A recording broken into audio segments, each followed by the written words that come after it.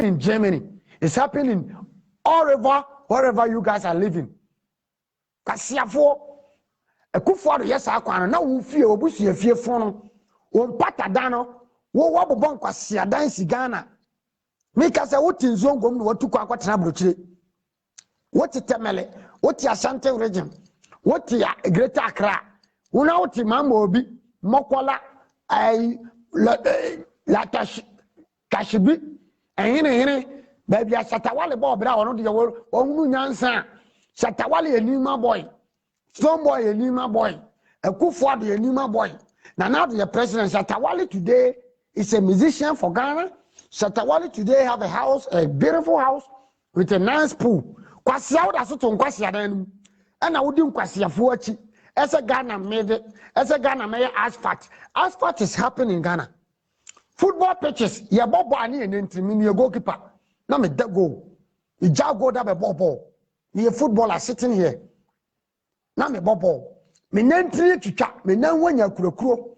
And unti, a crunty me jab all bo. Ama say kuro. So jamu police mu. Ye pe omo moyas, omo bosso canaso, umuye games ya. A when you see any one, so Ghana and Yabo a man and then what you chat. Okopeso jaduma ya fano.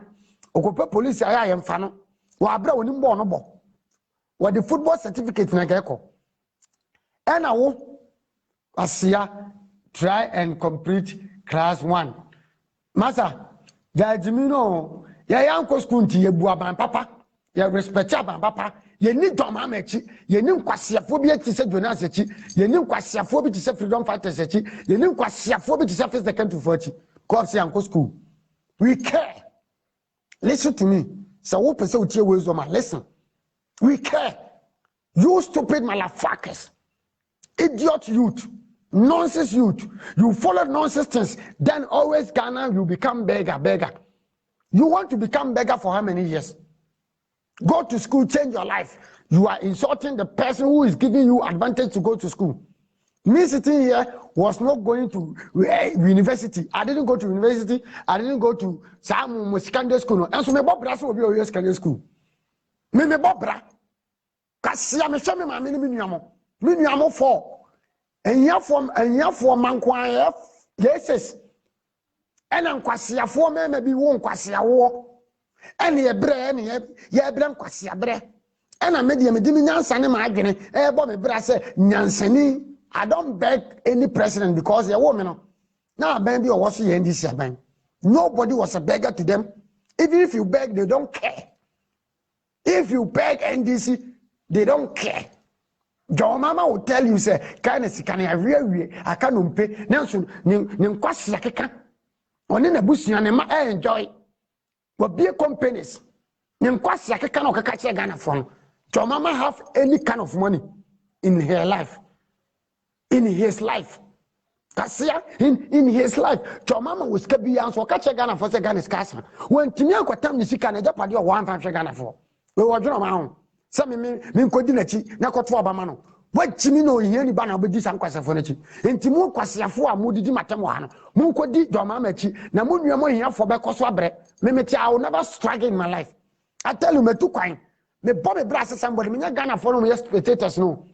So person fire the asan person fire Ghana from cross for mo ti Americans from mo bra bia what ti Americans as kontobi aboa woni twasere Akufo Addo atemdidie what ti America wo mi adwuma da aboa fo wo bi adwuma ti obi kada wo bi adwuma ti obi ka as a boss da me be twia wo kane mo kwase no ma mo ye sa cross no ma me se wo be di matema me bo mbuofo or for channel.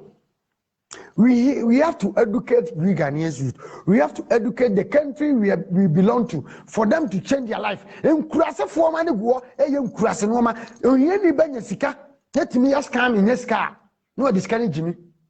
Kwasi ya woni bibi on this kabe. English is not my language. Black actually no. Kwasi ya ade English.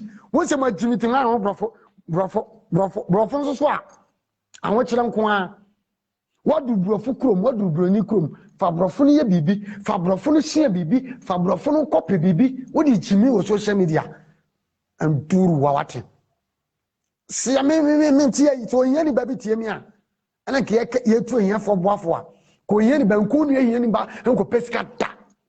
when ye ba me ti me di mate me so be di mate ya na me encourage no because me di mate no me ye clever to the sense mate scanner na me tia no to di mate na mo bere ya watimi mate fo kra nya sika na rubber fo mate ni e wo sika aso kwase ya wa wie school asara am fa se me di mate na me na me bo shan nyina o tema committee for run about nsuo bi do o sa average no ona na me dware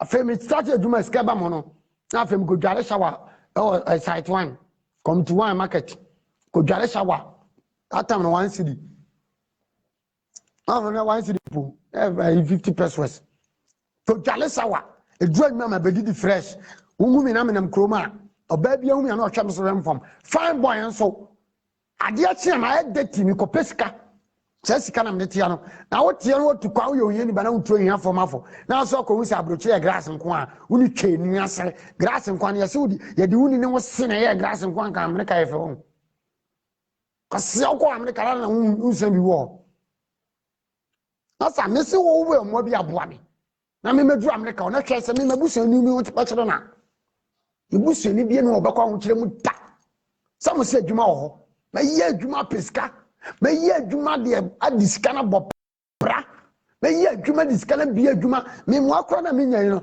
ene me nam na makwaje esi ye nsuo eye botik na nkofo ye nkwase botik na omo ye Ghana ho na mo no me ko Ghana ye nsuo bi ala me mo ko Ghana fo no atwempone watu kwan wakosua se esi refine nsuo ana se ye nsuo mani pa no ma na Ghana ni disika ni bre no akoye nkwase no ma ni nua toro guys am tell nsu papa me no ana makomo akwaji o address wo mesra mo mudidi amamo mfa nwura nto fom mesra mo enkane tete na ye ba wiase no na ye communal labor na se ye bodwa ye kora be hu bi ye bodwa na nke committee ye kwasiesie krom enti ye sra mo me enya sa ade no na sa tetefo no na eboa Ghana na se no ma bia na Ghana fo atwa mu no na eboa oman no enei ye de akwase nipa ba akopɛ all because of politics ye beka se Mahama anye ye beka se Akufo Addo anye ye beka se Otumfo anye no do fo Otumfo nko na hwe Asante maso Asante region wa ahemfu bebre e Otumfo nko a Ghana ye wo politicians bebre NDC fo ka ho MPP fo ka ho e Otumfo nko a ena ye Akufo Addo nko a enye ni nipa ba ko pe na wuru oman nti ade na mo amatu kwan no mo me nka nche Ghana fo se state na wo mu no eye community no